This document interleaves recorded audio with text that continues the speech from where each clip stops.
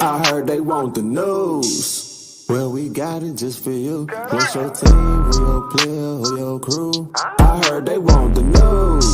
The spotlight is on you, and if you in the hot seat, it's times two. I heard they want the news. Come tune in to the crew, but we got the hook up just like black and blue. I heard they want the news. Spotlight Sports, what it do? Hit subscribe and that like button too. I heard they want the news.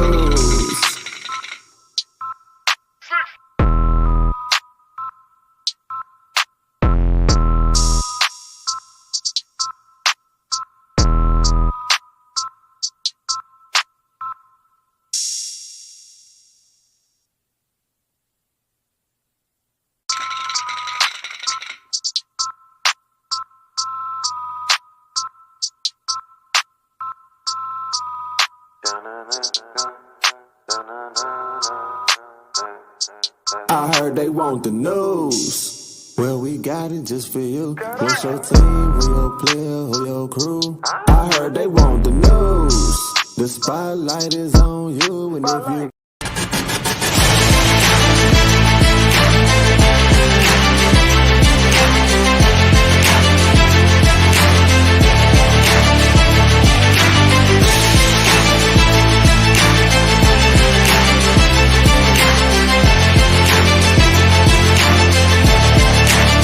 Live from Las Vegas, the Snake Sports Talk Show with Jake Silva starts right now. All right, folks.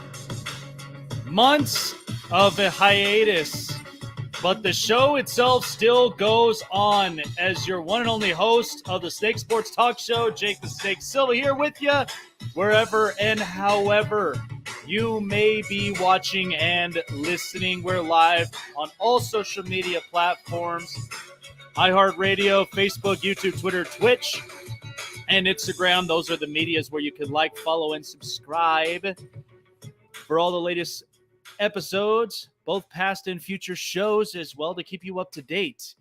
My God, we have a lot that we have to talk about, but we've been months on hiatus, but the show never stops as we are officially back after quite some time off and some much needed time off. I'm officially back behind the mic again.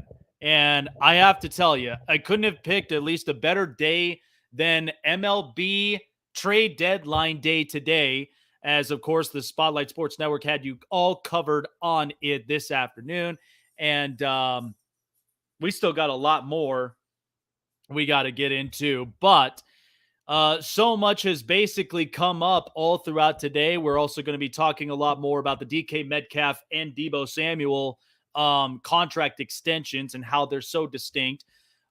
Remembering just this past weekend of one of the greatest pioneers in not just the NBA world, but also in our society as well, the late, great Bill Russell passing away, and remembering some of the greatest moments that we've seen from his life and his playing career and what he meant to the NBA world. So we'll talk a lot about that. And yes, I was on this morning, and my God, was it an absolute mess. But I am going to be doing my newly refined, restructured, and a lot better of an NFL top 10, as well, as we're getting geared up for the new NFL season. The Hall of Fame game starts on Thursday, folks. So we are definitely in full speed, back in full gear. I'm excited to be with you guys. So with that being said, let's get into all the exact buzzes that's been happening in Major League Baseball today. So the biggest one, of course, was the big fish in San Diego, as the Padres have officially acquired the young 23-year-old outfielder Juan Soto and Josh Bell from the Washington Nationals for an overhaul of prospects and draft picks. So the biggest thing that you can say right now for the San Diego Padres, and thinking about this about in MLB history, we did not see certain teams like this make an absolute all-in move than what the Padres did this afternoon. Like this whole morning, we've been buzzing about it, and Spotlight had more videos and contents to share with you guys, the details behind the trade. But as it confirms, the Nationals will be receiving back young shortstop CJ Abrams and, of course, one of the young lefties, Mackenzie Gore, and a lot more overhauls of prospects heading that way to DC, while Juan Soto has a brand new home, still in the National League, but in a more competitive NL West with the Dodgers up 12 games in the division. The Padres, as you know, this was an absolute sign the Padres wanted to go all in. 12 games out of first place from the Dodgers. The other part is, if you think back to the beginning of how the Padres really got themselves into this position, they get Will Myers, Manny Machado, Fernando Tatis Jr., Eric Hosmer, who's now on his way to Boston after this whole trade. So the details of it is that the Padres did not want to be pushed around in the West anymore. So they went and got themselves one of the biggest bats in the lineup. And I think this may help to get them over the top where they wanted to be in the National League. You got to think about it. The Braves got themselves a World Series championship last year. And you have to think about what they had to go through dating from 2014 all the way to now. And they've now secured their guys. Ronald Acuna, Austin Riley. It's crazy. So there is so much that's happening in the NL, in the National League. But the Braves, are dominating the East. The Central, it's up for grabs between the Brewers and the Cardinals. But as of today, with the Dodgers being in sole first place in the NL West, the Padres made massive moves. They then go and get Josh Hader, the closer from Milwaukee. And then in the end, they go and get Juan Soto. And from what I'm being told, as our good friend Max Coverage on Max Coverage TV, apparently they just got Brandon Drury from the Reds. And this, I think, shows the Padres are just done being pushed around. This is an organization dating back from years and years and years. We haven't seen this team be back into the World Series in years. The first time that they ever did was back in 1999. And that was it. The Padres had such great talents. The late, great Tony Gwynn, Ken Caminiti, Trevor Hoffman. So this team really amplified themselves, and they're taking it to a new level. If you have to think about what the projected lineup may be for the Padres, you can't pitch around this lineup. Tatis, as it turns out, may be leading off. Then Juan Soto plugged in the 2-hole. The 3-hole will probably be Manny Machado. And then all the way down, Luke Voit will be in the middle of that lineup and several other really good pieces. So to me, this is insane. This is insane. But the Padres have been waiting for their moment for years and years on end. And it's ridiculous how much of an overhaul that this was, but it had to happen. It basically had to happen from the moment that the trade ended up going on. So this whole trade deadline, I love it every year. Now, usually I'm always used to it being in late July, like around the 30th, 31st. I've always been used to it, but as it turns out, they now have it at least by the start of August. So it's like, okay. So the Padres, like I mentioned, just did absolutely everything that they possibly could to make this deal happen. And just now they acquire Brandon Drury from the Cincinnati Reds in exchange for Victor Acosta, one of their young shortstop prospects. So, and you know what? Brandon Drury's going to plug in beautifully with this Padres lineup. Plus, he's also a very good clutch situational hitter. And what we've seen from him this year producing with the Cincinnati Reds, for especially as it is, Brandon Drury is going to be just fine in San Diego. This is going to really mean a lot for the Padres to get past the Dodgers and such, but it's not going to be an easy road.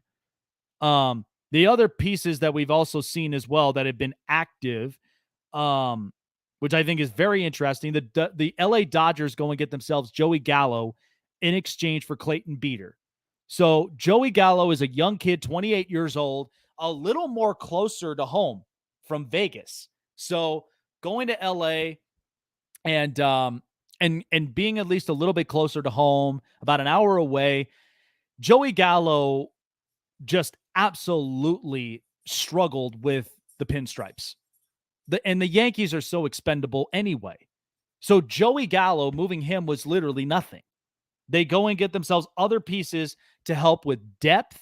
I think, honestly, the Yankees probably are not quite done with their moves after they had gotten Frankie Montas and Lou Trevino a little bit more pitching help from the Oakland A's. I think, interestingly enough, the Yankees are bolstering up their starting rotation because you got to give Garrett Cole and several others some help. So Montas is going to plug in very, very, very well, staying in the American League with Frankie Montas, and Lou Trevino might actually readjust a lot of his mechanics. But the Dodgers, I think this is going to be a really good, refreshing restart for Joey Gallo, because if you honestly think about it, he has a home run hitter's swing, which I love watching it for one because of how quick it is. I mean, we've watched Bryce Harper. We've watched Juan Soto. We watched several other players. I think maybe a change of scenery with Joey Gallo is the best thing. I think, honestly, I will tell you this. The Dodgers, they've been, all their hitters could actually hit the baseball really well. You're watching what Trey Turner's doing this year. Cody Bellinger looks like he's getting back to his healthy self in some ways.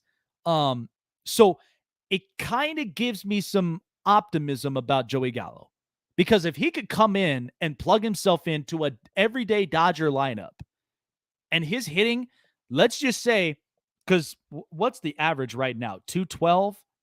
If I remember correctly, he's like close to, he's batting 159. If they could turn around the 159 batting average in LA and turn it into 280, 285, you got to be more than impressed about that. Because I think most of that does come from the coaching staff, the managers, everybody. Everybody plays a very pivotal role in something like this.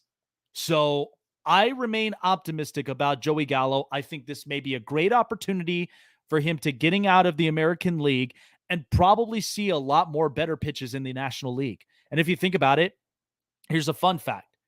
Every single Vegas player, I think every single Vegas player is now in the National League.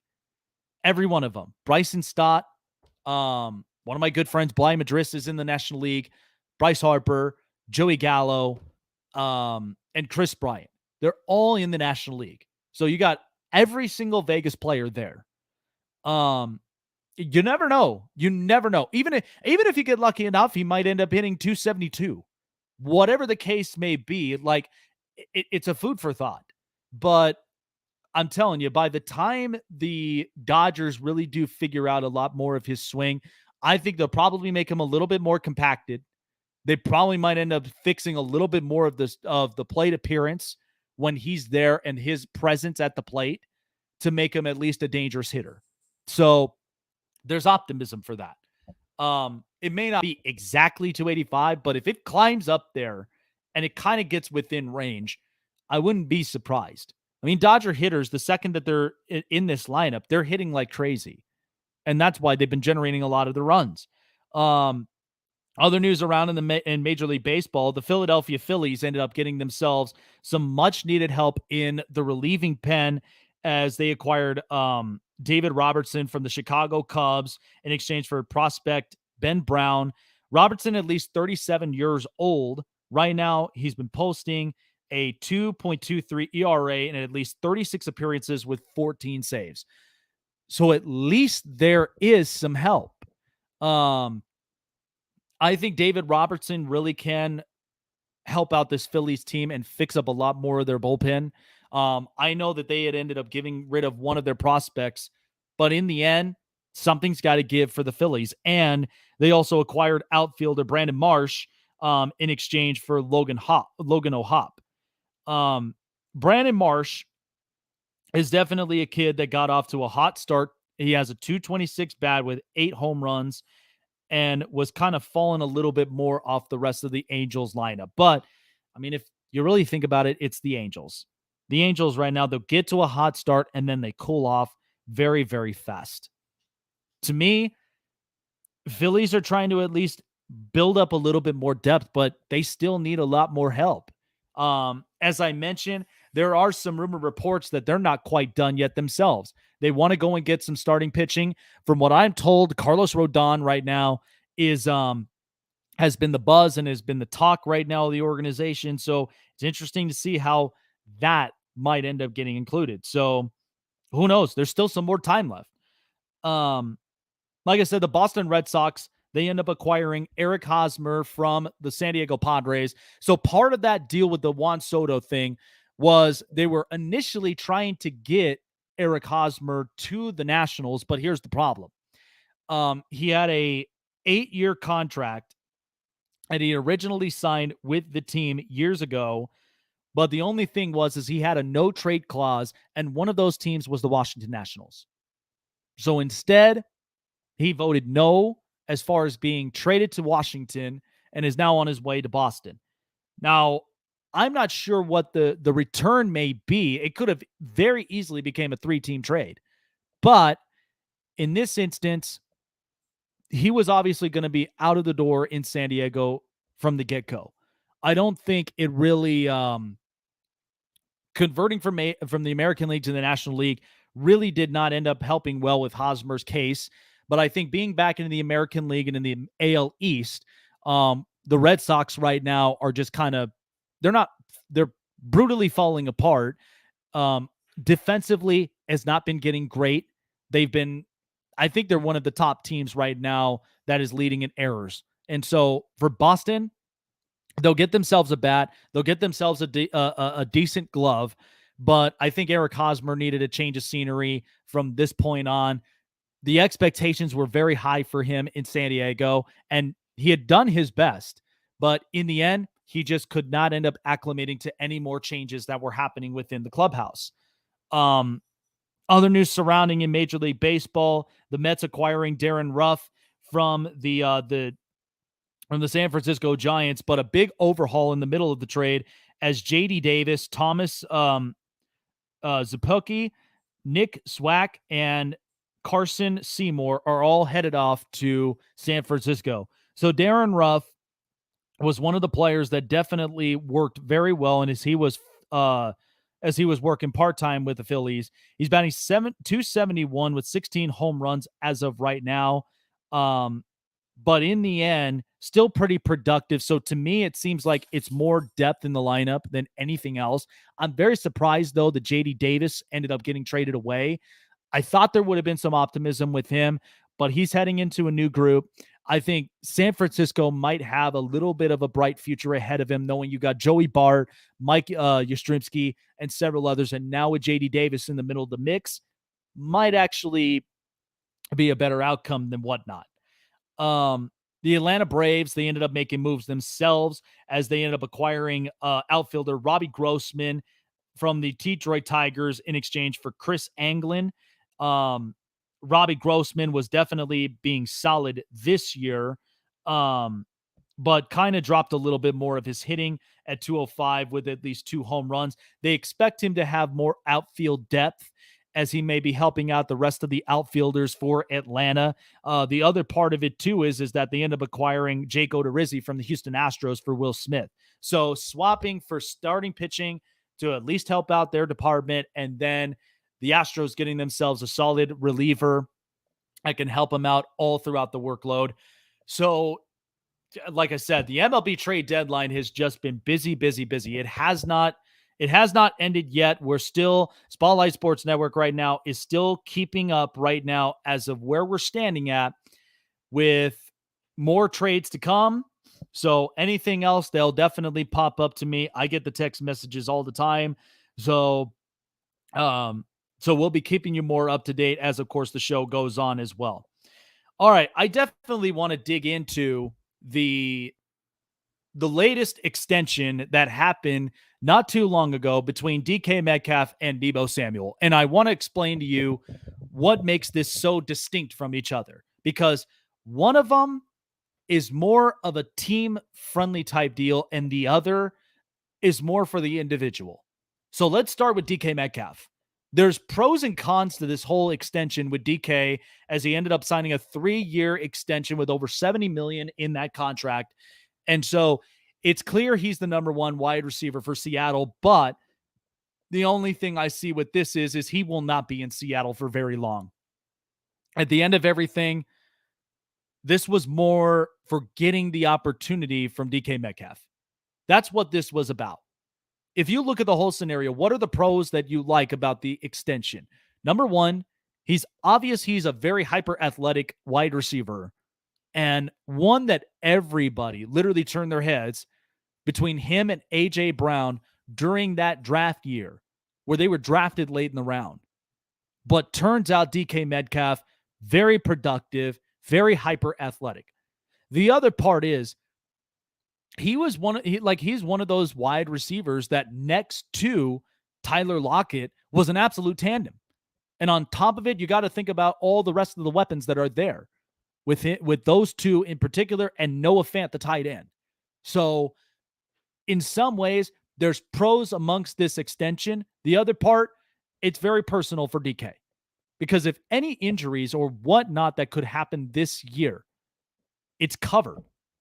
So he's got exactly the extension that he asked for and what he wanted. And DK shows you how valuable that he truly can be. But here's the cons to it here for Seattle. Number one, the con of it is you have a very mediocre quarterback class with Drew Lock and Geno Smith. That's the con behind it. Because as we know, Drew Lock is very lackadaised. He's somebody that, has not completely straightened up a lot of his game. And then there's Geno Smith, who is a veteran quarterback who's spent some time in the NFL. But even for him, the level of success only goes to a certain amount. After that, it comes back to earth. And Seattle right now, they've trusted a lot of different voices rather than the real voice that they should have trusted, which was Russell Wilson. So in the end, Russ has gone to Denver, and all you have now are two mediocre quarterbacks. And the only way that something like this could very much void the rest of this extension is unless the Seahawks, if they do not trust their quarterback class, there's two options, which one of the options, who knows if they'll actually pull the trigger, is that they inquire about Jimmy Garoppolo. But here's the problem. The offensive line is not exactly solid. So that means Drew Lock may not have a whole lot of time in the pocket after what we just witnessed with Russell Wilson last year. The pocket itself started collapsing, and there was nothing left for the Seahawks really to straighten up their offensive line. So to me, even if you get Jimmy Garoppolo, the pros of it is that he's a competitor, he's very mature, and he's also one of the nicest guys in the locker room. He's somebody that everybody listens to. That's why you hear a lot of these comments from San Francisco. So Jimmy Garoppolo could very much make this team, from what they are right now as a 3 or 2 win team, to very much getting themselves to at least 7-8, possibly 9. That's the high ceiling. But Seattle, that's if they really do want to make that move. Now, you have to admit it is in division. So that's where you have to really be optimistic about that kind of move. But I guarantee you that from the end of this whole thing, that Jimmy Garoppolo, depending on where he goes, I think if he gets put into Seattle, DK Metcalf, Tyler Lockett, Noah Fant, it would then make DK a little bit more happy of the fact that the extension, he gets more targets, he gets more reading options out on the field, and Seattle, they could kind of avoid a lot of a ton more mistakes than what they're already in right now. But Will it happen? I don't know. The other part you got to kind of think about is Pete Carroll is a defensive-minded head coach. So a lot of this is that he focuses a lot more on defense. And this hasn't been the same defense since the Legion of Boom. After that, when they trusted more of Richard Sherman, the entire Legion of Boom broke up. Everybody got hurt. In the end, they all got traded away or they went to other places and signed contracts there. But Russell Wilson still stayed, and the Seahawks continuously made the playoffs. And Russ was carrying the team all the way through. But in the end now, no Russ. Seattle now becomes more of just their irrelevant selves. And so for DK Metcalf, this was more of an individual extension itself rather than it just worrying about the team. So I honestly think it was well worth it because, one, you get the contract, and when do you ever get an opportunity like this again? And here's the thing. He may not be a Seahawk for very long. He'll get the extension, and I believe in the end, there's going to be inquiring trade talks, but the price gets set high. So what that means is Seattle's going to probably ask for an overhaul of picks for DK Metcalf. And who in the league would want to end up making that kind of deal when that time comes up? Not sure. But this is probably the move that Seattle wanted to make. But in the end, it worked perfectly for DK. So let's focus on the other side of the division in the San Francisco 49ers with Deebo Samuel. So Deebo gets his 3-year extension. And if you actually look deep down at the extension, this was one that was an absolute all-around team win because they keep their number one wide receiver, which is very important into a wide receiver class that consists of Deebo, Brandon Ayuk, and then all the rest of them are young wide receivers. And on top of it, you have George Kittle. So, and I think what the whole process of this was from the initial time that the contract extensions were being talked about was Deebo was not wanting to do the all everyday running back scenario because he's a wide receiver. Even though Kyle Shanahan's offense, what's interesting about them is they run kind of like a 1980s football type offense. They're physical. They run for every single down. They find any and every way to either get first downs or get scores. And they're more of they'll knock your teeth in order to get to those points. So with DK or with Deebo, my bad, he's very expendable and he's hyper athletic. He's great with his feet, very elusive, and is one that we do not normally see from any other position. So to me, Deebo Samuel, this was perfect for San Francisco, even though it felt like that the relationship was kind of breaking apart. But maybe that was the whole point of it. But once Deebo made it clear, like, I want to be an everyday wide receiver and I want to be paid like one. Because, one, if I'm injured, especially with the amount of plays we run and the types we do, I could get injured. And San Francisco, the way they had to pull it off was they have Trey Sermon, they have Elijah Mitchell, and they went and got themselves a running back from LSU late in the draft. So it sent a message of, we're working on that. We are definitely working on that issue. So that leaves me to believe that San Francisco did not want to give up Deebo in the first place. So they have their number one wide receiver locked in for 3 years. I don't think he's going anywhere. Now, it will be curious to see how this offense runs now that Jimmy Garoppolo is going to be headed out the door and Trey Lance, now it's going to be his team. And remember, these first 5 games are not going to be as simple and as easy as people think. Because when it comes to Trey Lance, he's got to get used to this offense. And I can tell you right now, and I'll show it to you for at least the first 10 games for the 49ers. This is where it now becomes very competitive and one that the 49ers really do have to straighten themselves out without Jimmy Garoppolo. But here's the first couple weeks. Chicago, I can see it being a win. Seattle, definitely a win. Denver, they might drop a loss because Russell Wilson is used to that team within that division. The Rams, you got Stafford, not going to be an easy game itself. I mean, that could be very competitive, but we could probably see this be a three point margin. But I do feel like that the Rams might get the best of San Francisco. Carolina, rebuild, there's a win.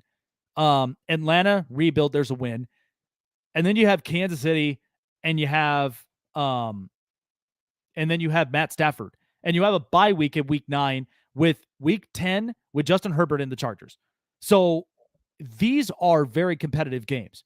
Like outside of Chicago, Seattle, Carolina, and Atlanta, these are very competitive games.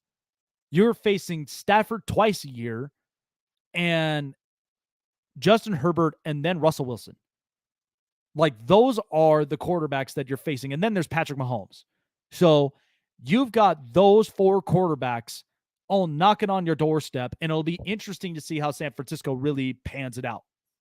But in the end, it was a great extension, but I honestly think Deebo's was more team friendly, and DK Metcalf, he just wanted to get the bag for himself, because even if Seattle's willing to pay him, he will not be staying in Seattle for very long. Somebody's going to want to inquire about him, and they're going to want to trade for him. But in the end, you get the deal. You get exactly what you need. And that's where I do think that Seattle, it's just not going to look pretty for them. And regardless of what people think about it, this was definitely the right moves by both DK Metcalf and by San Francisco. I think in the end, they keep their number 1 wide receiver with Deebo. He's very expendable. I think they might run at least an average amount of times where they'll do running back options, but in the end, he's got his contract. Boy, what a busy day that we've had today. Coming up next, as we remember and reminisce the life of the late, great Bill Russell, there's a story to tell, and just to kind of break down what type of person that Bill Russell really was as a player in his career and what he meant to the rest of the nation as well. And that I will be talking about that coming up next. Plus, revamping and restructuring my NFL top 10 as well of teams going into this 2022 season. I'm really excited about it, but there's so many different possibilities, especially with the way that the league is set right now. So I'm excited to be doing this top 10, but I'll have a much more firmer and much more restructured top 10 as well coming up next. All righty, folks. Well, as we mentioned before, the website itself is back up and running. So what does that mean as well? We've got great deals on Spotlight Sports, sports gear all the time and every single day, and also deals that are red hot. And especially as summer is almost coming to a close, we've got great deals that can prepare you for the wintertime. So go online to spotlightsportsgear.com.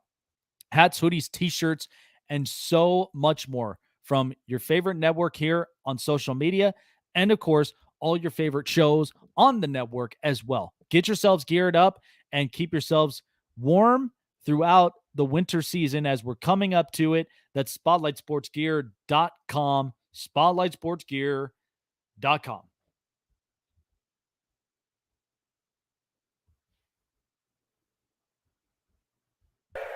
Bitch, I'm a ball, bitch, I'm a ball. Don't get no ball, don't get no ball. What's in my cup? What's in my cup? Full of that punch, nigga, that punch. Bitch, I'm a ball, ballin' like Kobe. Ho, keep it moving, cause you do not know me. Bitch, I'm a ball, ballin' like Kobe. Ho, keep it moving, cause you do not know me. Bitch, I'm a ball, ain't talking Milwaukee. Tell my dog sick of me, ain't do no barking. Pass me some greens, you know I'ma spark it. Mama got ass, told her to arch it. Pull up at the spot, hop out and don't park it. Bino say, always keep one in the cartridge. With Joey up pepper, so we going toxic. Came from the swamp to visit the tropics. Check out the scenery. Tell lil' mama to the backwoods right by the lake.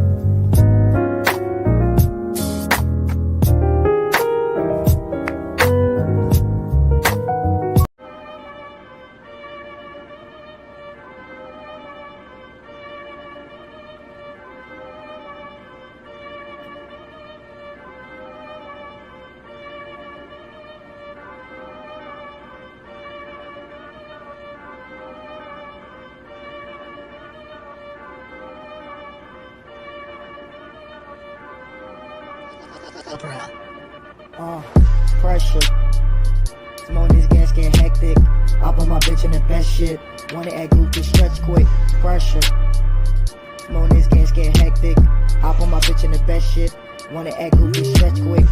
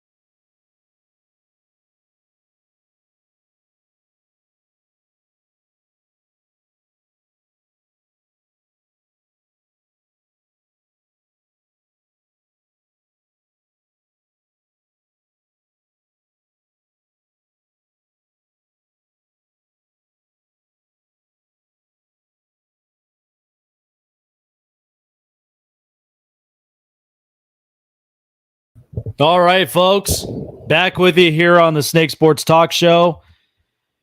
So we got recent news so far that the Denver Broncos, little bit of a big hit on their wide receiver core, but it looks as though Tim Patrick will be out for the rest of the season after being carted off of practice with a season-ending MCL injury. The details on it, yep, it's an ACL injury. We just got the report today. So the Broncos are without one of their key pieces at wide receiver, Tim Patrick, but they still have at least some expendability with Cortland Sutton, Jerry Jeudy, and KJ Hamler. So unfortunately, Tim Patrick will be sidelined for as of right now, but we'll see how the year goes on with the Denver Broncos. I'm still excited to do my top 10 a little later on here on the bottom half of the show. So just this past weekend, we witnessed one of the greatest pioneers that have ever played in the game, but also one of the most vocal leaders as well in the community. The great Bill Russell had passed away just Sunday at the age of 88. One of the greatest things that you think of with Bill Russell, then amongst all the other NBA players from back in his era to all the way to currently now in this era. But Bill Russell has something that no other player could ever in history repeat itself ever again. And it's not just the 11 championships as a player and then the 2 as one of the first black head coaches as well in the NBA.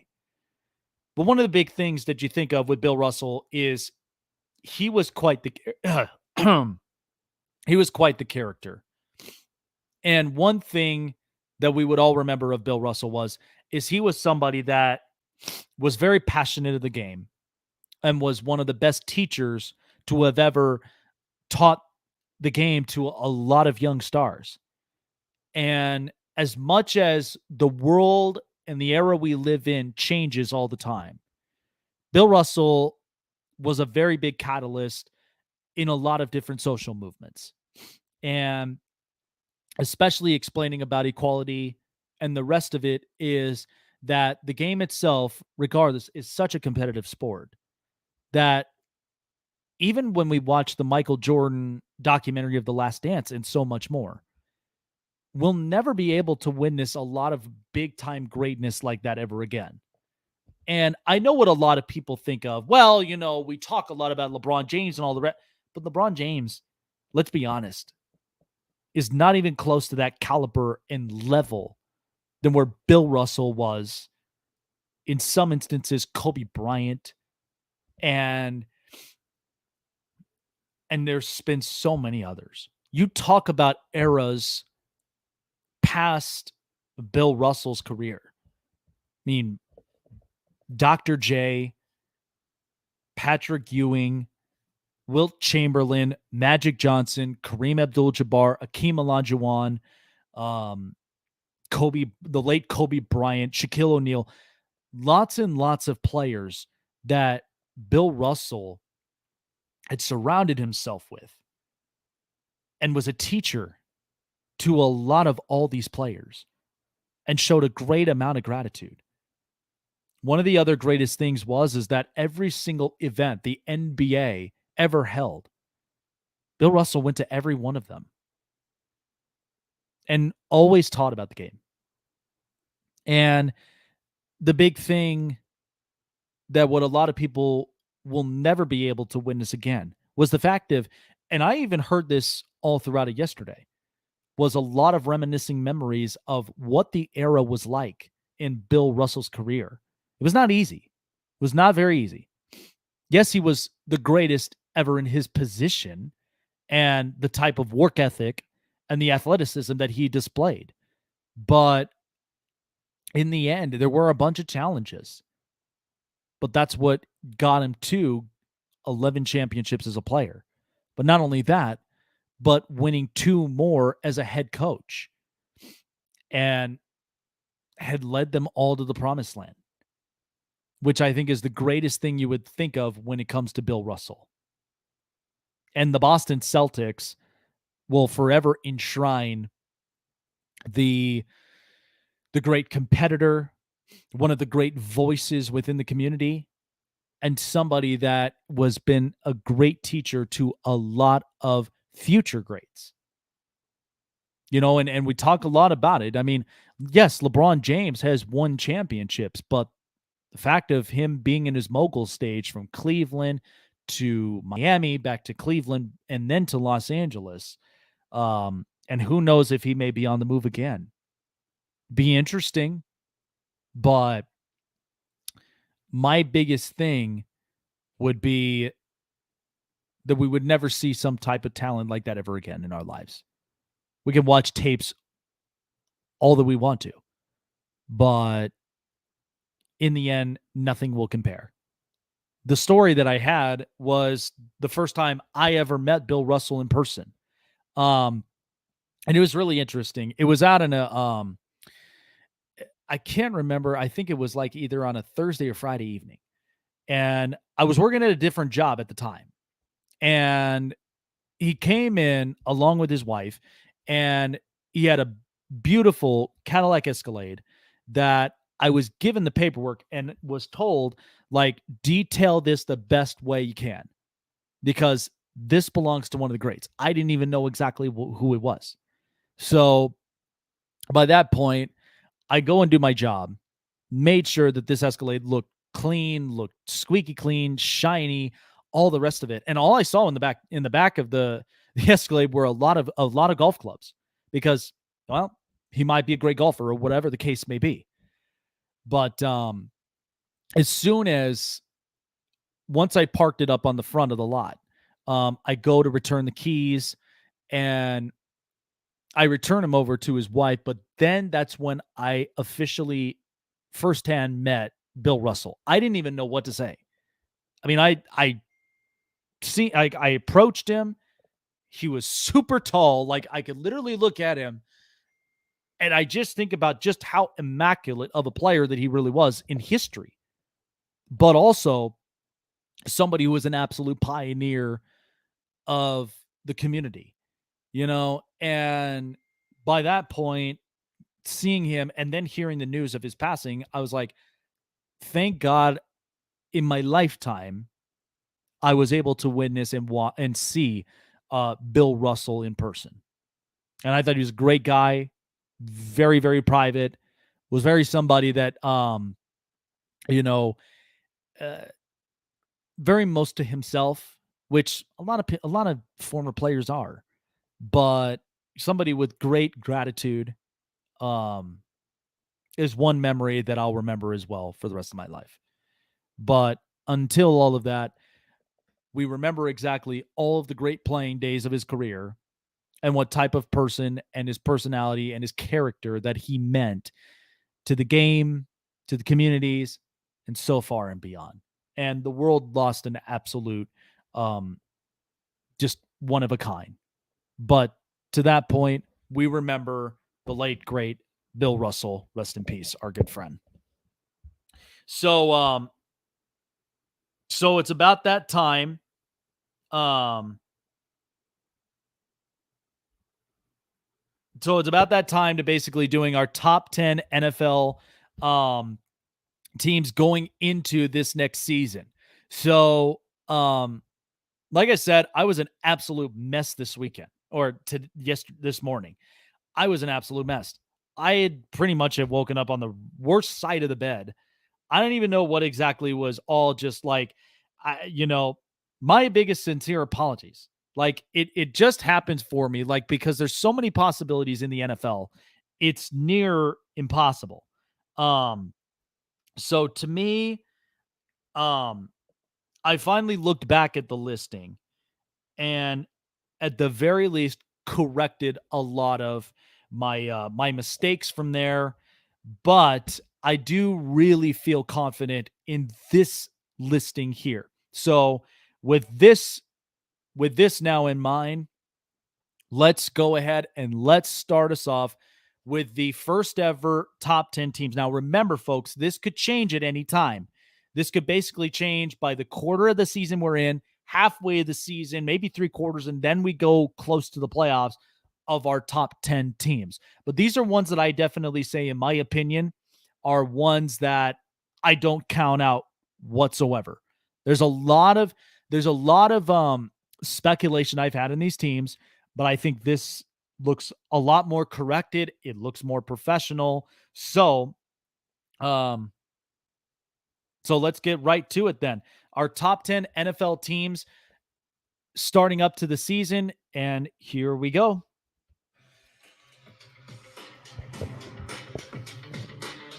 So number 10 to me is the Denver Broncos, and there are a few reasons why I have the Broncos at number 10. Number one, it's a brand new look and shape of the Broncos, period, because of the fact of they get bought by Rob Walton, who's the owner of Walmart. They're a big multi-billion-dollar company, and they spent up some money.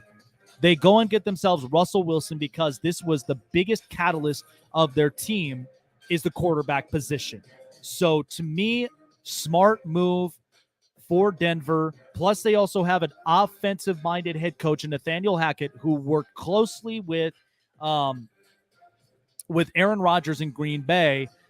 And it'll be interesting to see how this offense really moves. Now, I know Tim Patrick is out for the entirety of the season, but they have KJ Hamler, they have Jerry Jeudy, and they also do have Cortland Sutton as well for the year. Plus, Javonte Williams is going to be very interesting to watch at the tailback position, so that's why I put Denver at number 10. You know, not a lot of people might believe me, but I do have the Philadelphia Eagles at number 9. I know I had them at least a little bit higher up, but after reevaluating it, there's a lot of high expectations for the Eagles this year. But I love the absolute look of this offense. Jalen Hurts, he's got a lot to look forward to and is very pressurized this season because they got Dallas Goedert. They traded to go and get A.J. Brown. They have Devontae Smith, who's a very promising receiver, and they have some options. And Miles Sanders will be back for this next season. So I'm very excited to see how this Eagles offense and bits and pieces this defense. Now, they did get Kaiser White. They did get at least a couple of other pieces, and they addressed a lot of different positions at the draft. Jordan Davis from Georgia, and they also got themselves a very talented linebacker, and Nakobe Dean. This is going to be very interesting, folks. I'm very optimistic about Philadelphia, but this tells me that Jalen Hurts is ready to take this thing to the next level. And by the way, this is a team that started 2-5. They started 2-5, and they caught fire. Nick Sirianni, interesting of a head coach that he is. So I'd like to see them repeat and get into the playoffs again this year. Plus, and don't even forget about the offensive coordinator, Shane Steichen.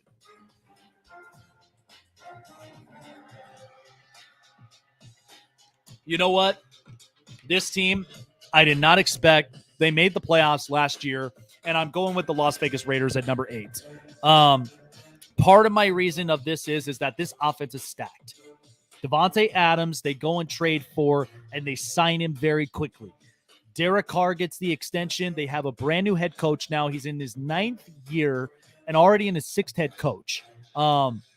Josh McDaniels, this kind of feels like a refresher and a little bit of a culture change for the Las Vegas Raiders as a whole. No more John Gruden. The defense, of course, they readjusted. They get Chandler Jones. Now, he is injured, but hopefully they're optimistic of his return. But the defense itself, it revamped. They made a few different changes. But Devontae Adams, Hunter Renfrow, Darren Waller, Josh Jacobs, Kenyon Drake, and a lot of others. And you got Derek Carr, who's just statistically good. I could potentially see the Raiders making some noise, but it's not as easy, especially with the other 3 teams within that division. Like I said, Denver at number 10 is as I had, but the Raiders, they were at the playoffs last year. So it'll be interesting to see how this year goes, but I think it'll be a lot more offensive this year compared to what last year gave us.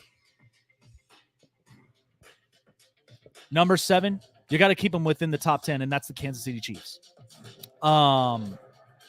interestingly enough, the Kansas City Chiefs, like I said, you still have Patrick Mahomes, you still have Travis Kelce. The only difference is that there's no Tyreek Hill in this offense. But they do get themselves Mecole Hardman. They still have him in the middle of it, but they go and get Juju Smith-Schuster, and they try to keep their offense at least solid. But with Andy Reid and with Patrick Mahomes, this team itself is very, very solid from top to bottom. Now, they did get Carlos Dunlap. They did also address a couple of positions in the draft. They go and get Trent McDuffie, the corner from Washington, who I think may be a solid pick. But the Kansas City Chiefs, from what we saw last year, there were a little bit of some, tweaks from the mechanics from Patrick Mahomes last year. But there's something to at the very least be said about this organization. But I do think the Kansas City Chiefs, they still stay solid, at least at the top 10, but still remain at least optimistic about how this year will set for them moving forward.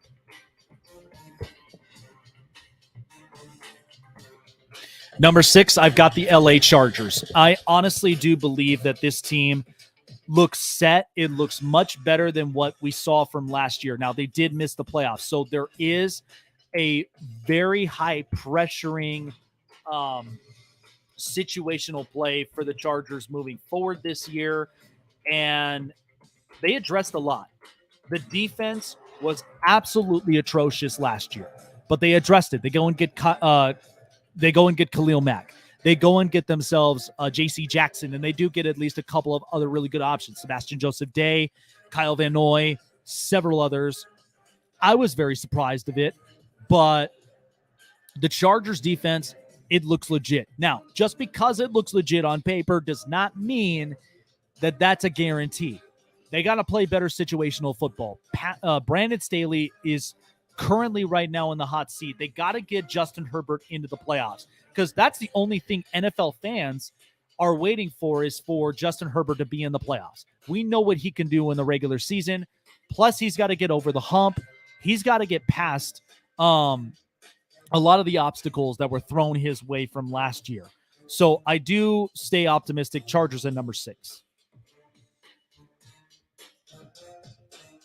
The Cincinnati Bengals, to me, they're at number 5. I mean, they made it into the Super Bowl. They also addressed a lot of problems that they had last year. I mean, they went into a Super Bowl with an atrocious offensive line, but they go and address it this year. They got clutch. They've got very situational. Plus, they also address a little bit more on the defensive side of the football.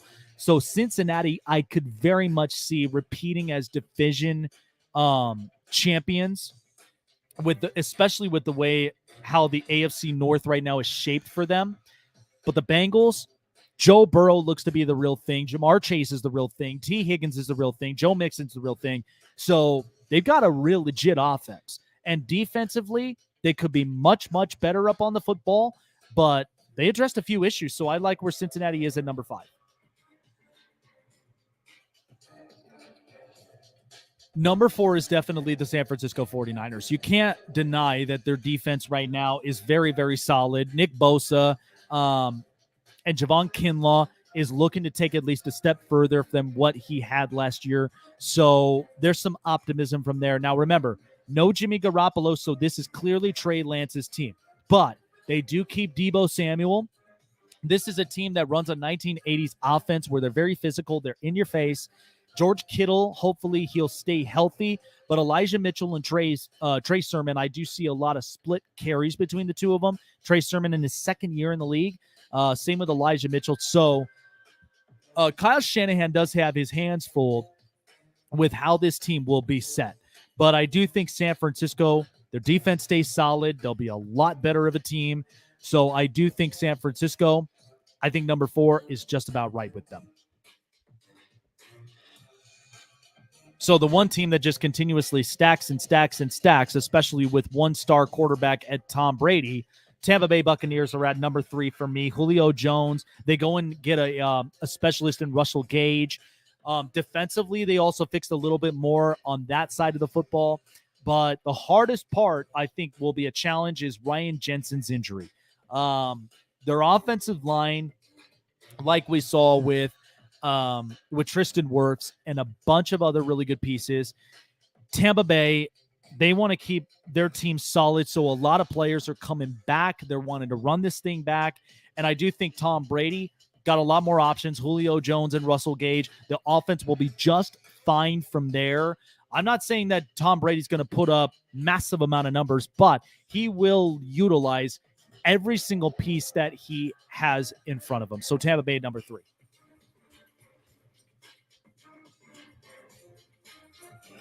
Number 2, that's my highest favorites to getting into the Super Bowl and possibly winning the AFC is going to be the Buffalo Bills. Josh Allen is remarkable. We watched with what he did last year and what we saw in the playoffs.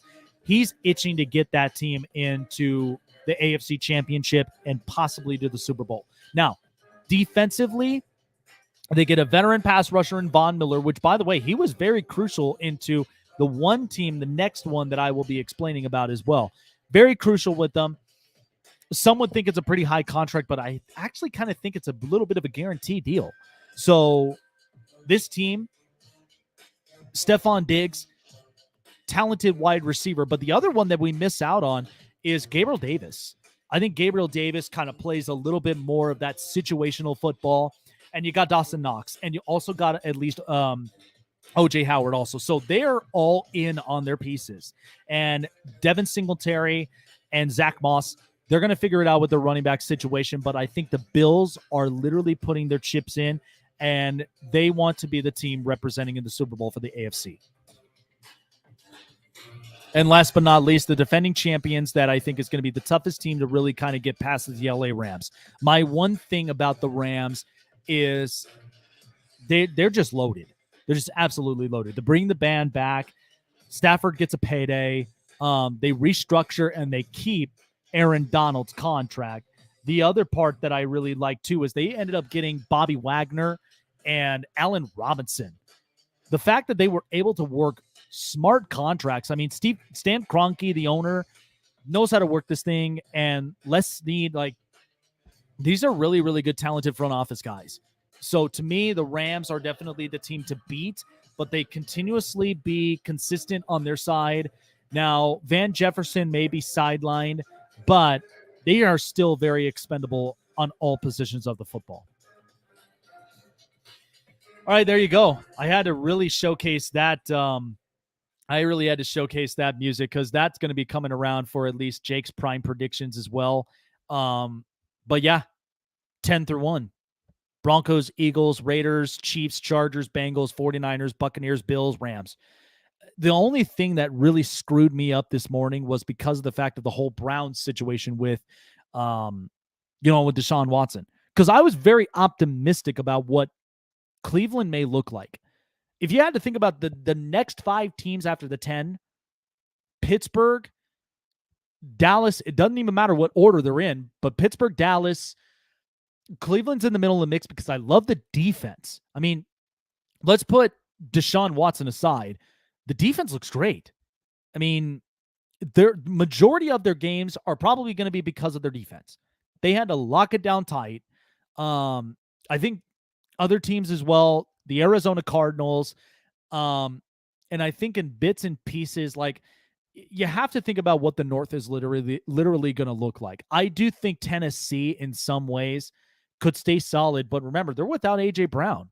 They got Treylon Burks, the young wide receiver from Washington State, and they got Robert Woods. So there's a possibility there for the Titans. But in the end, like I said, I had to apologize to every single one of my viewers from this morning, but I think this makes up for it. So this is my true top 10. I'm very confident of it. I like it. I think this now is much more reasonable than the list I had this morning. So again, I apologize for it, but this is much, much better. So with that in mind, I thank every single one of you guys for coming up onto the show. Like I said, follow, and subscribe, and hit the bell button for all the latest notifications on futures and past shows of the Snake Sports Talk Show and on the Spotlight Sports Network, home of the Snake Sports Talk Show. I will catch you guys up on the flip side. Great to be back. MLB Trade Deadline day to day. We're still keeping up with a lot more moves, and to kind of check out at least a little bit early on before we wrap up the rest of this show. A few more trades have been made. So Brett Phillips is going to the Baltimore Orioles for cash consideration from the Tampa Bay Rays. Jake Lamb going to the Mariners from the Dodgers. A little bit of some expendable help. So we got a little bit more of the Padres room, just real quick.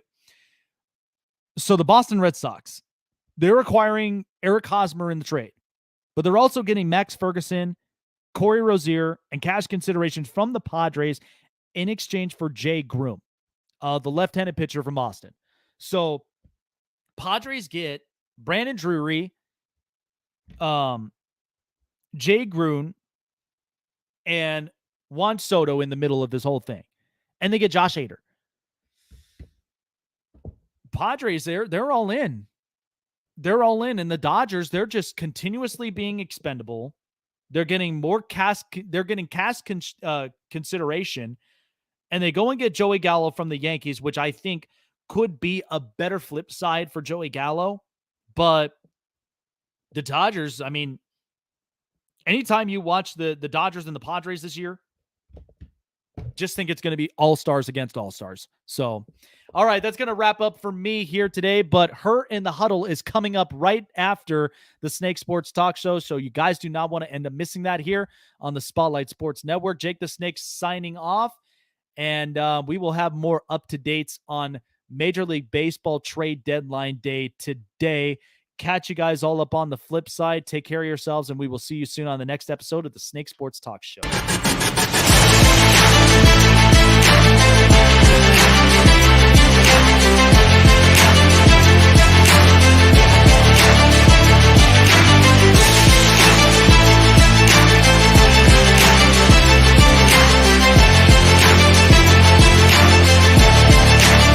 Live from Las Vegas, the Snake Sports Talk Show with Jake Silva starts right now.